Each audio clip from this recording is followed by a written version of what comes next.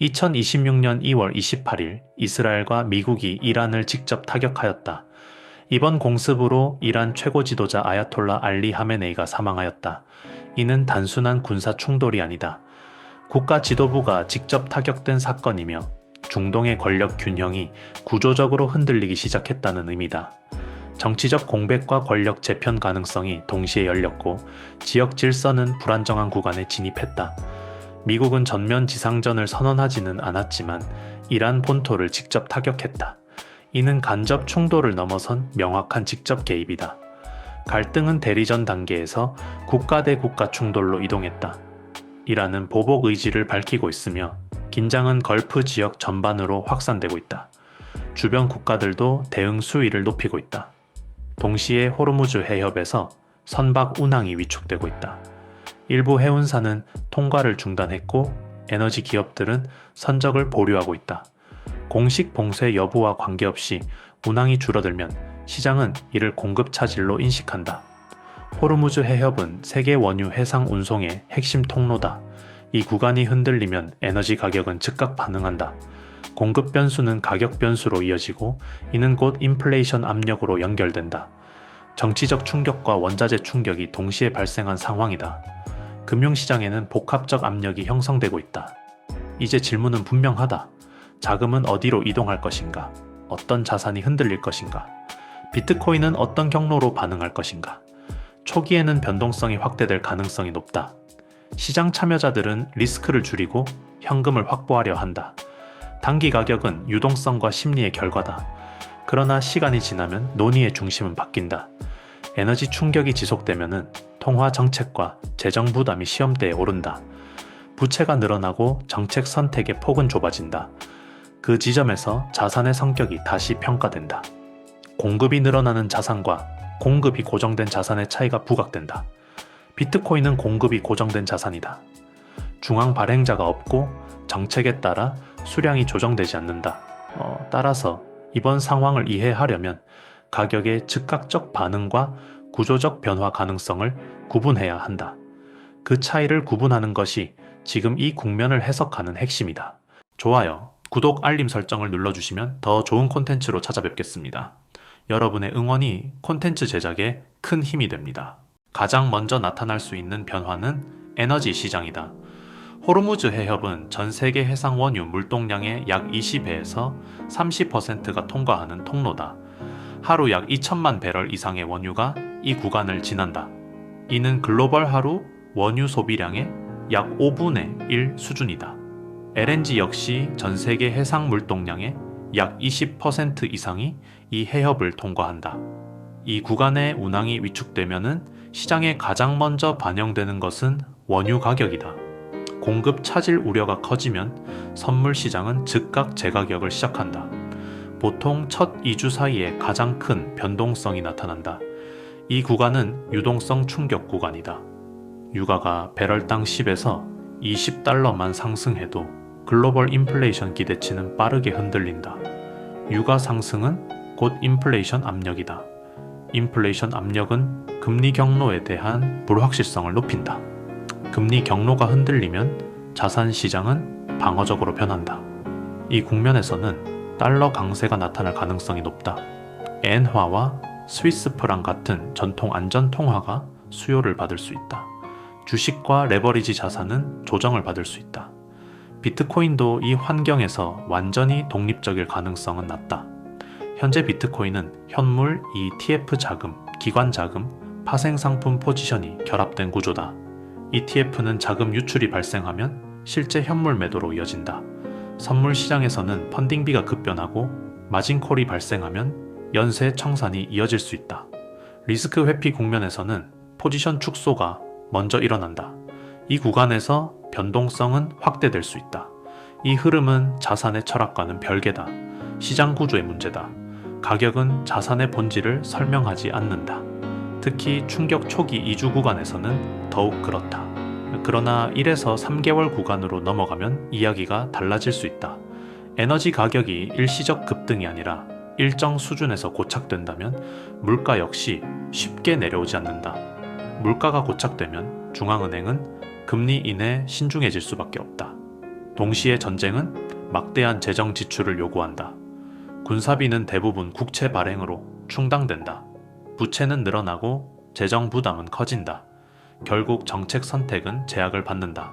금리를 높게 유지하면 성장 둔화가 심화될 수 있다. 완화로 전환하면 통화 공급 확대 우려가 커질 수 있다. 어느 쪽이든 통화 체계는 압박을 받는다.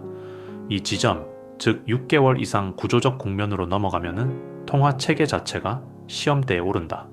여기서 비트코인의 구조적 특성이 다시 거론된다. 비트코인은 공급이 2100만 개로 고정되어 있다. 중앙 발행자가 없다. 정책 결정에 따라 수량이 늘어나지 않는다. 이 특성은 평시에는 크게 부각되지 않는다. 그러나 재정 확대와 통화 불확실성이 동시에 나타날 경우 통화 희석 리스크가 현실적 변수로 등장한다. 그때 시장은 묻는다. 공급이 늘어나는 자산과 공급이 늘어나지 않는 자산 중 어느 쪽이 장기적으로 안정적인가? 이 질문이 구조적 관점이다. 다만 반대 시나리오도 존재한다. 전쟁이 단기간에 봉합될 수 있다.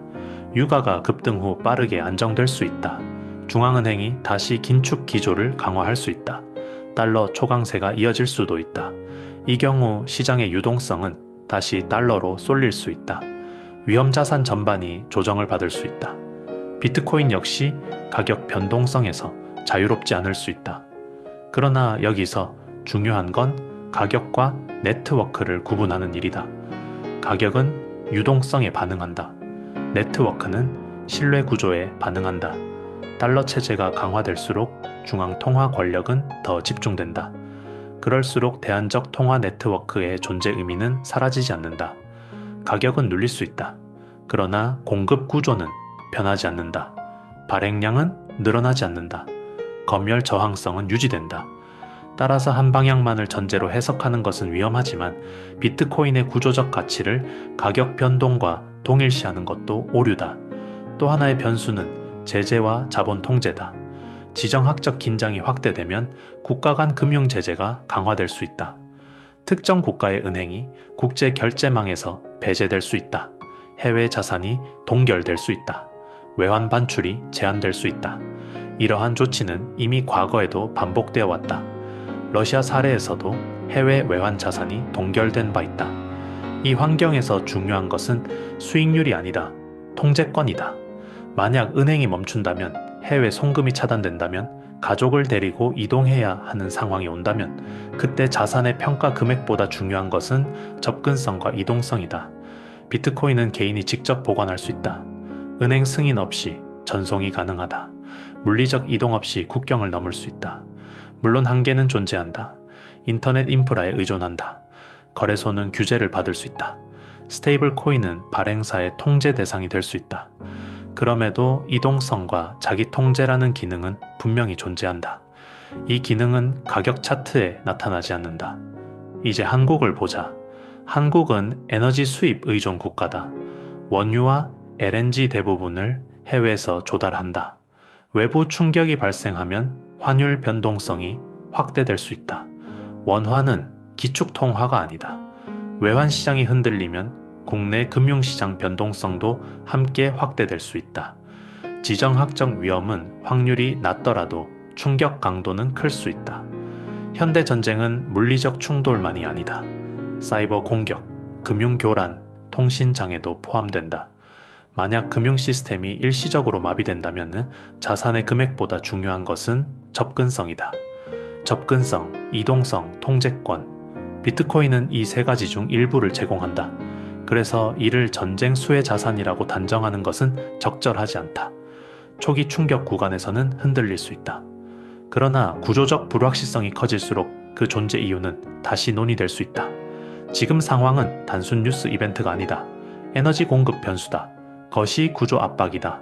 통화 체계에 대한 시험이다. 이럴 때 비트코인을 하루 변동률로만 평가하면 구조를 놓칠 수 있다. 가격은 유동성에 반응한다. 구조는 신뢰에 반응한다. 가격은 단기 반응이다. 구조는 장기 필요다. 그리고 우리는 지금 유동성 충격, 정책 반응, 구조 변화가 동시에 열리는 구간에 서 있다. 이 구간에서는 변동성이 먼저 보인다. 그러나 시간이 지나면 질문은 변동성이 아니라 체계로 이동한다. 통화는 어떻게 유지될 것인가? 국가는 얼마나 더 부채를 늘릴 것인가? 신뢰는 어디에 저장될 것인가?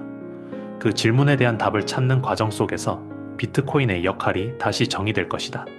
그래서 지금 중요한 것은 오늘의 가격이 아니라 이 자산이 어떤 구조 위에 서 있는가다. 그리고 그 구조는 지금과 같은 시대일수록 더 또렷하게 드러난다.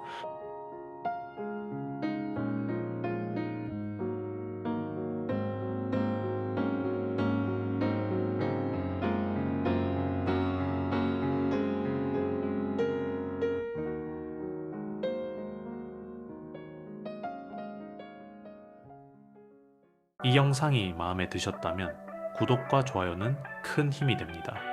빠르게 움직이는 세상 속에서 우리는 느리지만 단단한 투자를 이야기합니다. 아빠의 투자 읽기 다음 이야기에서 또 뵙겠습니다. 이 채널은 아빠의 투자 일기를 공유합니다.